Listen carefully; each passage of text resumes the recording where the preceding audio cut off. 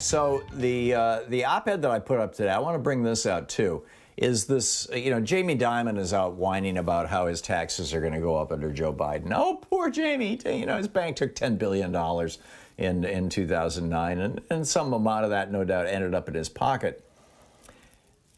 But there's, and screw Jamie Dimon, right? I'll get to that more in detail in just a moment. But ever since the late 70s and early 1980s, both the Democratic and Republican parties were operating under a series of essentially economic delusions.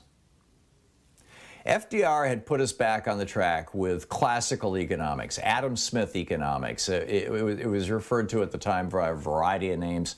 Keynesian economics from John Maynard Keynes, who kind of restated. He was the 20th century's version of Adam Smith. But Adam Smith laid this stuff out in his book Theory of Moral Sentiment and Wealth of Nations back in literally in 1776. Adam Smith wrote the book on this, on how an economy should run. And so FDR was, putting America back together, and Eisenhower, frankly, in the 1950s. And there were a few conservative thinkers. Well, actually what was going on was there was a bunch of rich people who were very upset about the fact that the top tax rate, the top income tax bracket was, a 90% rate.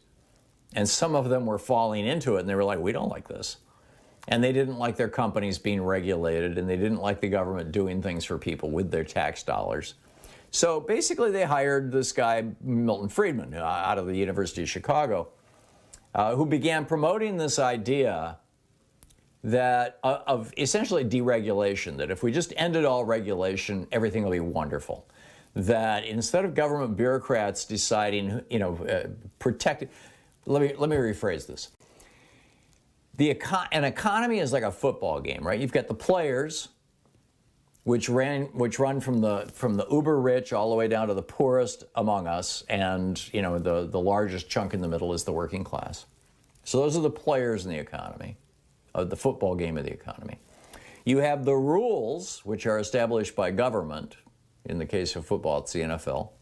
And you have the referees, which is, government regulatory agencies.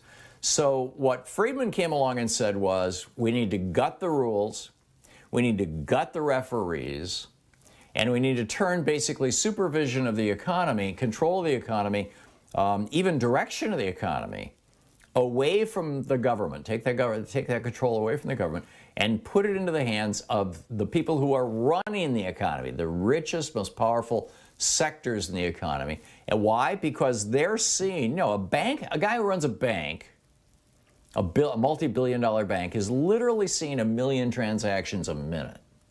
So they know which way money is flowing. They know how the market is reacting. Jeff Bezos, the guys who run Amazon, they know what the hot products are. So having government try to, regulate the economy when these guys who are like the captains of industry have so much data, so fast, and so accurate, it's crazy. Why put this in the hands of government?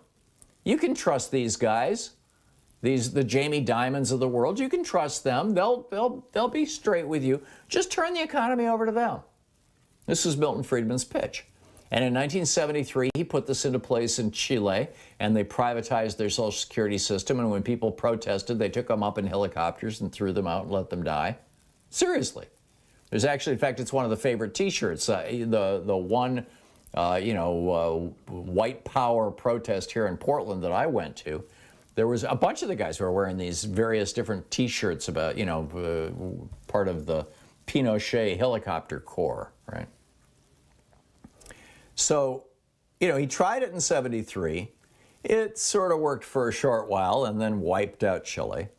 And then, Margaret Thatcher put this into place in 78. And Jimmy Carter said, hey, good idea. And he deregulated trucking and he deregulated travel. Louise and I got into the travel business because of that deregulation.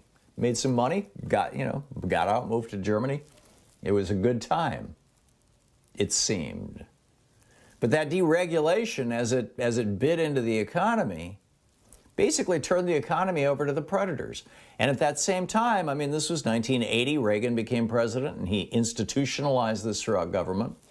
In 92, Bill Clinton or 93 when he became president, Bill Clinton basically said, hey, cool. No more era of big government. Welfare as we know it is done. We're going to buy into this deregulation thing too. And this has been going on, in the Republican Party for 45 years, in the Democratic Party for about 30 years. And now, just in the last 5 months, Joe Biden has come along and said, no, we're going back to our roots. We're going back to FDR. And thank God for that. And thank God for the people like Jan Schakowsky and Bernie Sanders and Sherrod Brown, who have been holding that space in the Democratic Party since the 80s. And saying, no, you guys, this experiment that Bill Clinton wanted to do, this experiment that, that Ronald Reagan tried, it's going to fail. It has failed. Here we are. Thank God for it, huh?